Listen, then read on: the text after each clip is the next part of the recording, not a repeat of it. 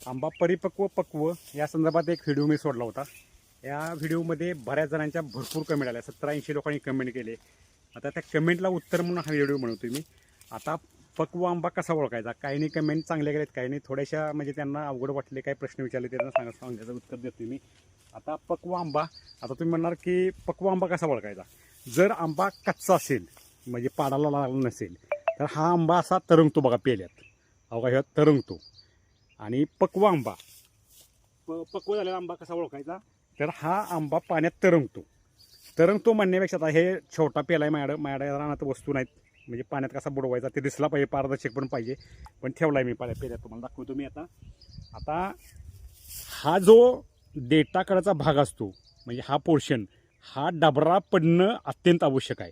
म्हणजे तुम्ही बरीच फळं घ्या, कुठलंही फळ घ्या, जांभूळ घ्या, करवंद घ्या, आंबा घ्या, चिक्कू घ्या, किंवा तुमचा भोपळा घ्या, सफरचंद घ्या, मोसंबी घ्या, संत्री घ्या.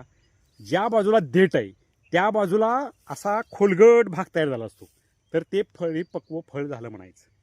हे साधी आणि सोपी पद्धत, परिपक्व फळ ओळखण्याची साधी सोपी पद्धत. दुसरी पद्धत अशी आहे की तुम्हाला जर शास्त्रोक्तच पाहिजे माहिती असेल तर आता हा आंबा कच्चा आहे म्हणजे ह्याला देट्याला डबरा पडलेला नाही, तर पण हा पाण्यात तरंगतोय बघा, हो का, ह्यो पाण्यात तरंगतोय. आणि ह्यो पिकला असला तरी तरंगणार, नाही पिकला तरी तरंगणार. पक्व आंबा पिकला असला तरी तो पाण्यात बुडला जातो खाली तळात, आणि पिकला तरी तो बुडतो, आणि कच्चा तोडला तरी तो. हे दोन गोष्टी महत्त्वाच्या झाल्या तुम्हाला पक्व परिपक्वच्या.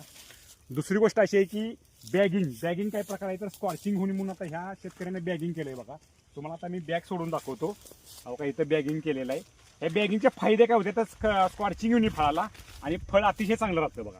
अहो का, आता हे स्कॉर्चिंग आलेलं नसल्यामुळं, अहो का, आता ह्याचा आणि ह्याचा कलरला किती फरक पडलाय बघा.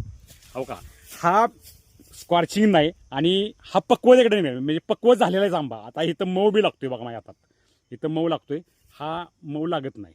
आता हे जे फळमाशीचं संरक्षण होतं, कलर डॅमेज होत नाही, आणि चांगल्या पद्धतीचे फळं तुम्हाला मिळतात, आकर्षक फळ राहतात, फळांना कोणत्याही प्रकारची इजा होत नाही. यासाठी हे बॅगिंगचा प्रकार आहे बघा.